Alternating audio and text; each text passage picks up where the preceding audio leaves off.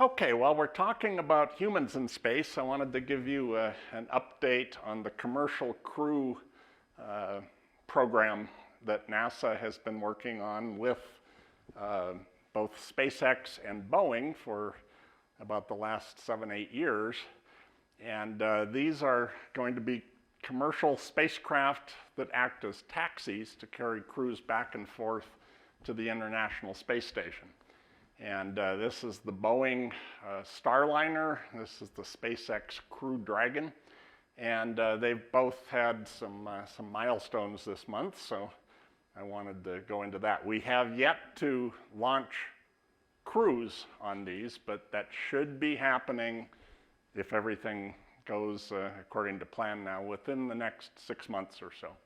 So we'll certainly be covering this next year. So I wanted to start with the Boeing spacecraft.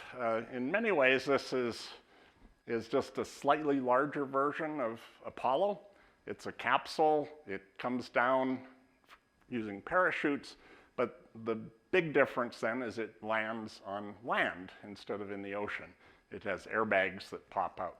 And so the beginning of last week, they did what's called the Launch Pad Abort Test. And so they've got rockets at the tail end of this that if something goes wrong, either while the spacecraft is sitting on the pad on top of the rocket and you have a crew in it, or during the launch phase, it is able to carry the capsule away and bring the crew back safely. So this was the test of to say, okay, we're sitting on the launch pad, can we get away? And so here's the spacecraft and sort of a simulated booster underneath it. And this just is not working. Just a closer view of that. And so this is the view of the test itself. 9, 8, 7, 6, 5, 4, 3, 2, 1, 0. Liftoff. Roll complete. LE cut off. On track. Format cut off. Picture on. 40 killed parachute.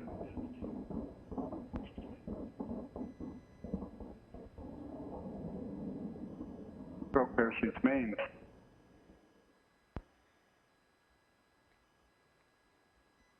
SM7.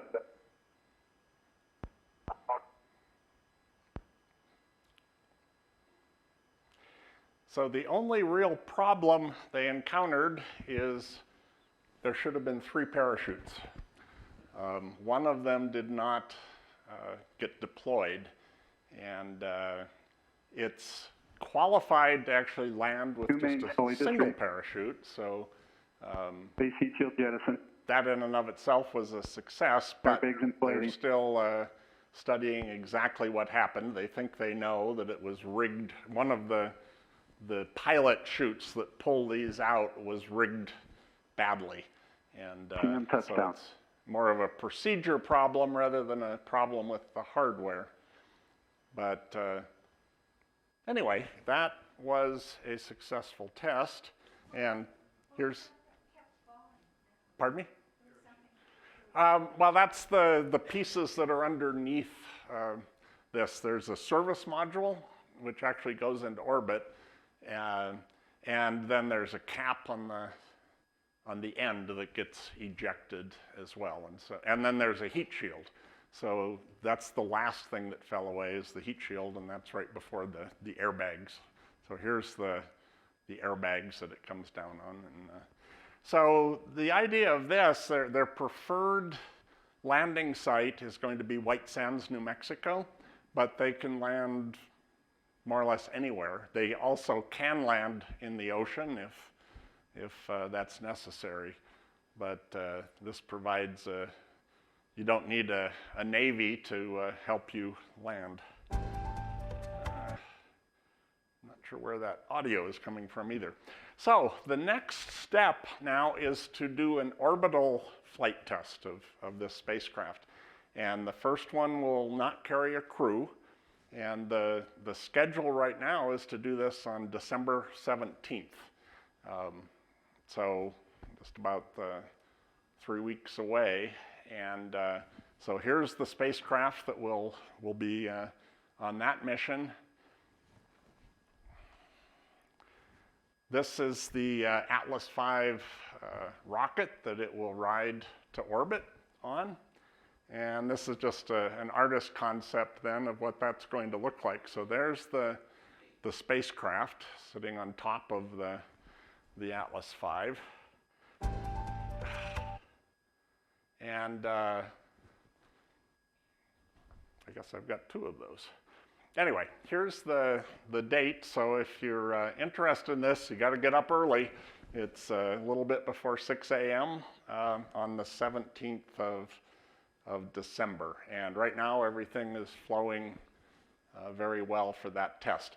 So this will, the goal is to launch into orbit and then to dock with the International Space Station in an automated fashion. And it'll spend about a week there. They'll unload some cargo, bring some cargo from the station back, and then hopefully land at White Sands in New Mexico.